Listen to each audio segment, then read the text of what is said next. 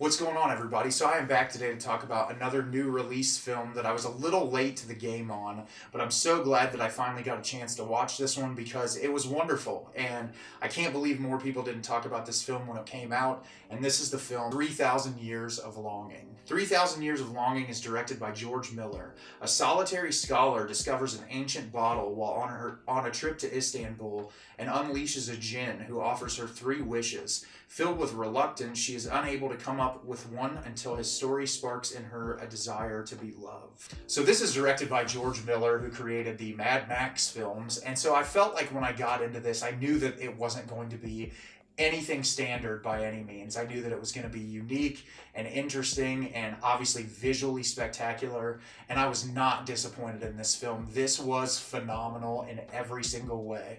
Obviously, you have two incredible lead performances from Idris Elba and Tilda Swinton, who both steal the screen. Tilda Swinton is one of the best actresses working right now. I love her in everything that she's in. She's just so incredibly talented, versatile. It's so crazy to see the different types of roles she shows up in. So at the beginning of the film, you're introduced to her character, and she's this scholar who spends all of her time studying history. She travels to Turkey. Istanbul is exactly where it's at. She's at this conference, and she ends up seeing this vision of this person in the audience, and things start getting kind of weird. After this conference that she goes to, she ends up going to this like shop where she ends up getting this little glass bottle, and she goes back to her hotel room and she ends up getting the glass bottle open, and when she opens it, there's a djinn inside played by Idris Elba.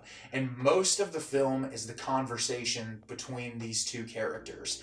They're in this hotel room for probably a good 50 minutes to an hour of the movie, and it's Idris Elba telling these really long stories. And what's really great is he gives her the opportunity to have three wishes, but she's incredibly reluctant at first because of everything she's heard through history. And so it's these two people from completely different backgrounds who also feel a very similar sense of isolation and loneliness. And I thought that was such a cool way to tell that story, in a way that's just like, okay, we're going to show these characters that both feel this same sense of longing and hope for like something more in life, but they both live solitary existences. Obviously, Tilda Swinton's is chosen. You can tell, you do some flashbacks that she was in a relationship. The relationship didn't end well, and she's been on her own ever since, but she seems relatively content with the fact that she's on her own. It doesn't seem like she's upset by it. It doesn't seem like she's off-put by it.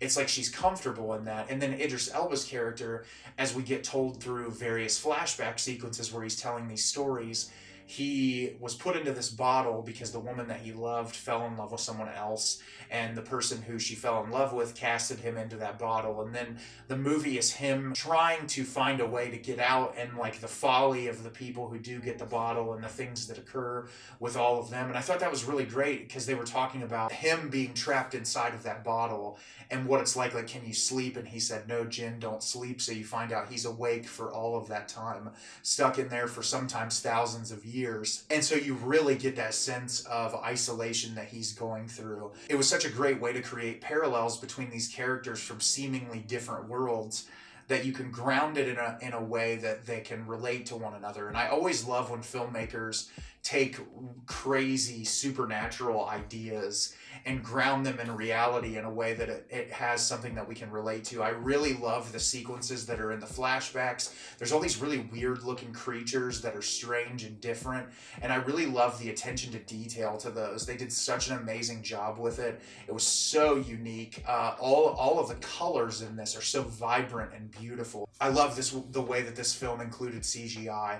I felt like they did a really great job of making it just feel so vibrant and alive and interesting. And I really love the trajectory of Tilda Swinton's character. I think they did a great job building her up and really providing a lot of insight as to why her character is the way that it is. And I don't want to give too much away about this movie because it's all about the dialogue. Everything in this is about the conversation that these two characters have in this room, and everything that you can build from it, and the stories that Idris Elba tells that are really pinnacle moments to the third act of this film, which is just has such a beautiful and heartfelt closing that I really appreciated a lot. I just thought this was such a cool experience.